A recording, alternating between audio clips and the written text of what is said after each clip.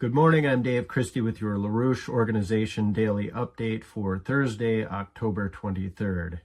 Now, as you probably already heard, the proposed summit in Budapest between Vladimir Putin and Donald Trump has been canceled. Now, whether that summit comes off in the future, or rather the success of that summit, it will depend on Trump's acceptance of the proposal by Kirill Dmitriev for what he called the Putin-Trump tunnel. That is a tunnel linking the Afro-Eurasian landmass, as he referred to it, to the North and South American continents. Now, that was the subject. The Bering Strait Tunnel was the subject of an emergency roundtable held yesterday by Executive Intelligence Review and its editor-in-chief, hosted by its editor-in-chief, Helga Zepp-LaRouche. Numerous participants from around the world came in and offered their contributions for the hope for this project. And I think out of that conversation also developed a warning that if this peace through development perspective is not accepted, that the world will careen towards conflict, ultimately potentially ending in nuclear warfare. Now, I think just to make the further point on this, this project represents the kind of peace through development perspective, but moreover would link the potential of U.S. development and South American development together with the already expanding Belt and Road Initiative of China. And it is exactly that conflict between the old dying imperial system of the City of London and Wall Street that is attempting to maintain hegemony over their neo-colonial looting operation, which gets the assets to gird underlie their speculative casino operation. But the attempts to maintain that hegemony of that system puts us ultimately into a clash with Russia and China, which will eventually lead to nuclear warfare along those lines of escalation. So I'll return to some of the other core issues raised by the participants in the roundtable discussion yesterday, but I think it's important to note that when this link through the Bering Strait was proposed as the Kennedy-Khrushchev World Peace Bridge, it was done at the height of the tensions around the Cuban Missile Crisis. And of note, the conference yesterday, the EIR Emergency Roundtable, actually occurred on the day that 63 years ago, John F. Kennedy announced that there was going to be a naval blockade around Cuba in the midst of that Cuban Missile Crisis. That obviously escalated and was ultimately resolved. I believe it was October 28th when Khrushchev pulled the missiles out. So of note on the coincidence of that conference yesterday. Now, the World Peace Bridge that was proposed as between Kennedy and Khrushchev, of course, was never built, nor was NWAPA, the related North American Water and Power Alliance, the mega water and energy conveyance system that was proposed and Kennedy was an advocate for. Neither of these projects were built, of course, because of Kennedy's assassination. And that was done undoubtedly, or was done at the hands of those aligned with the British geopolitical interests, who did not want to see Kennedy tearing down the Iron Curtain of the Cold War, the divide and conquer strategy that the British had implemented following the end of World War II. And that was ultimately the whole Cold War dynamic. Now, what we now know from media reports is that the Russians have made this connection between the World Peace Bridge of Kennedy and Khrushchev and Kennedy's assassination. Now, 2 days prior to Donald Trump's reaching out to Russian President Vladimir Putin on October 16th, the Russian ambassador to the United States, Alexander Darchiev, handed a letter from Putin to U.S. Congresswoman Anna Paulina Luna from Florida.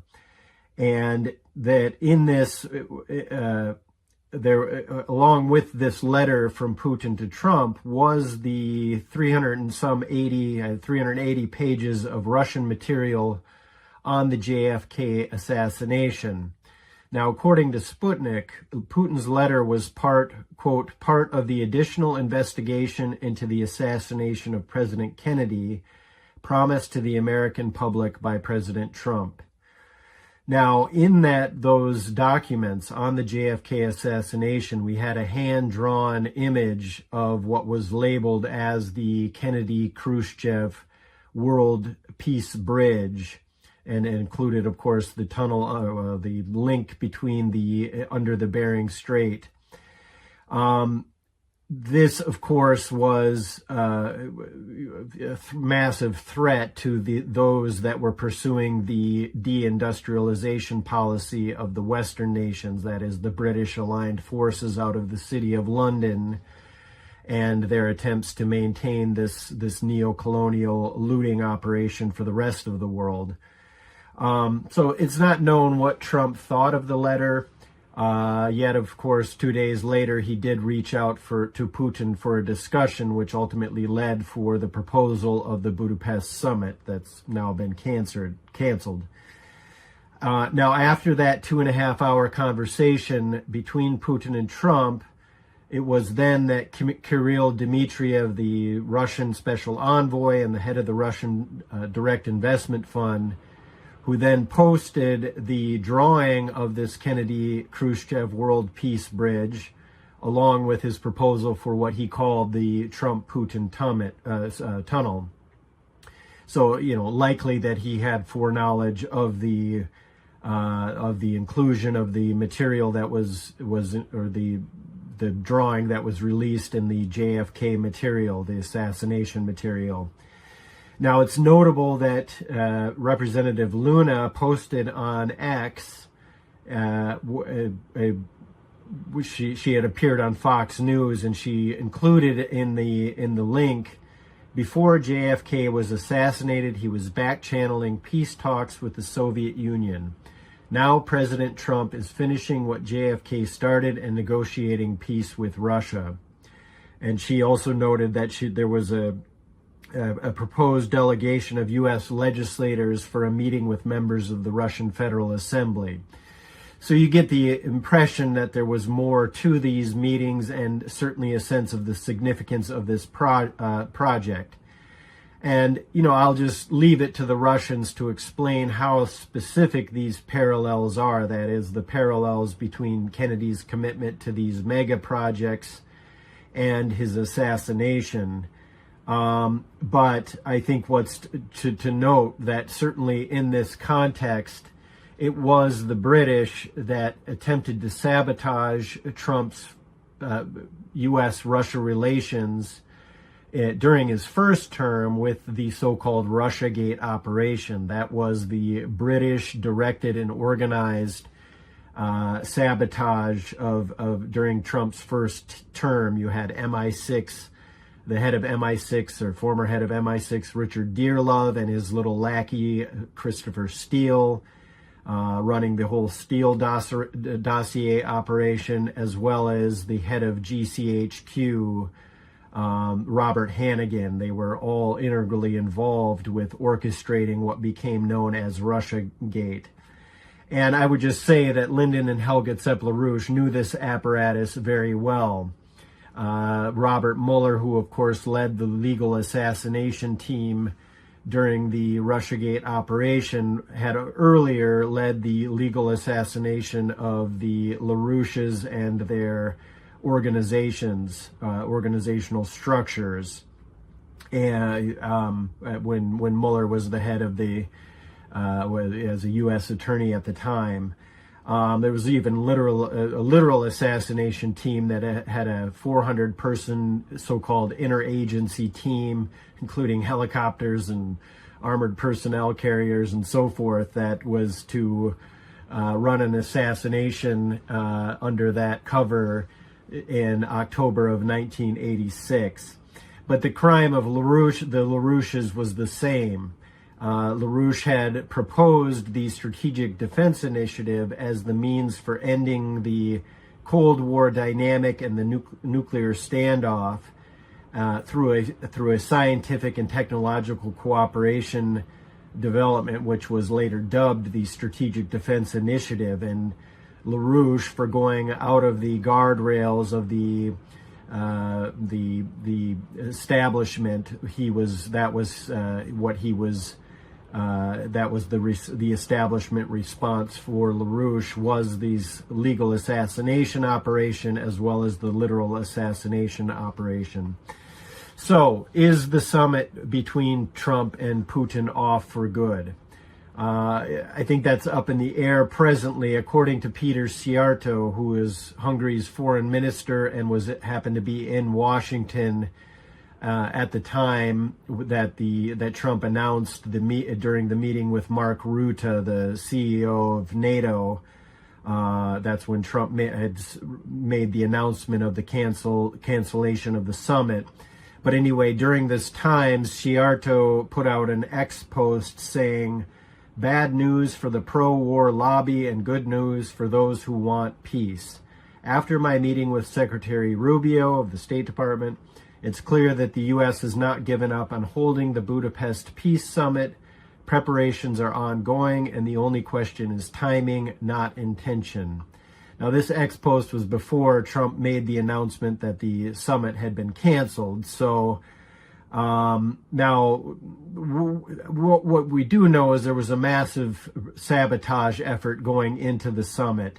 You had the British and their so-called coalition of the willing, that they were the ones leading this sabotage operation. And then yesterday, the City of London's US-based rag, the Wall Street Journal, had an article titled, "U.S. lifts key restriction on Ukraine's use of European long-range missiles," and had the subhead of that article, "The move coincides with a Trump push to pressure Moscow into talks on ending the war to withhold U.S. Tomahawk missiles from Kiev."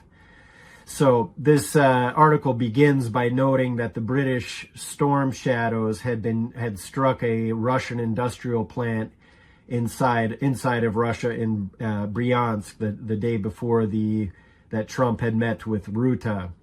Now, Trump had to dismiss these claims by saying that they were fake news. Later trying to say that we're not going to supply the Tomahawks because they're in low supply and it would take too long for training and so on and so forth. Now, also including in terms of the sabotage operation was the former Soros operative Scott Bessent, who announced that the Treasury Department was announcing yet another round of sanctions, and that was followed by the London's EU lackeys, who also announced yet another round of sanctions. Now, these sanctions will do nothing to affect Russia. The EU is continuing the discussions on the theft of 300 billion of Russian frozen assets. So this is all part of the London's directed sabotage efforts around the proposed summit. Now, the question is, for many Americans, does Trump truly want peace, or is this all part of an elaborate scheme to lure the Russians into a trap and so on and so forth? You know, as American patriots, we cannot afford to just sit back with thumbs up, thumbs down at every twist and turn of what Trump does and, wonder if he's true to his word or not. We have to take action like those citizens of our republic who never held actual positions of government. Think of Ben Franklin, think of Martin Luther King, think of Lyndon LaRouche. They never held office, but they affected the course of our republic and of world history, putting forward the ideas and policies that transformed the nation and human history. And that was essentially what happened at the EIR roundtable yesterday. And I'm not going to go through all that was said there. It was a very important discussion, namely on the peace through development perspective, the mega projects for peace, as the former Alaskan government, Wally Hickel, would discuss. He was a friend of the LaRouches and advocate of the Bering Strait connection. But I will just note, we had Scott Spencer, the chief project advisor of the Intercontinental Railway, Dr. Viktor Razbagin, Russian economist and engineer, numerous posts, including as the vice chairman of the Russian State Council for the Study of Productive Forces, Azer Mamedov from Russia, the first deputy CEO of the Russian Direct Investment Fund that is headed by Kirill Dmitriev, Professor Enzo Siviero, a bridge engineer out of Italy, Dr. Alexander Bobrov of Russia, a PhD in history, head of Diplomatic Studies Division at the Institute of Strategic Studies, and others who were participating in the question and answer period. So I encourage you to go to EIR, watch the summit in full, or the emergency roundtable that was held yesterday, and otherwise tune into the International Peace Coalition tomorrow. We will have an important guest, Ted Postal, a world-renowned expert on nuclear weapons and other weapons as well. He will certainly put a highlight on the dangers that presently exist. And then we will also have perhaps other participants, but certainly excerpts from the event yesterday on the importance of the peace through development perspective to end the dangers of nuclear warfare. So tune into the International Peace Coalition. You can find that link on the Schiller Institute, and otherwise stay tuned to the LaRouche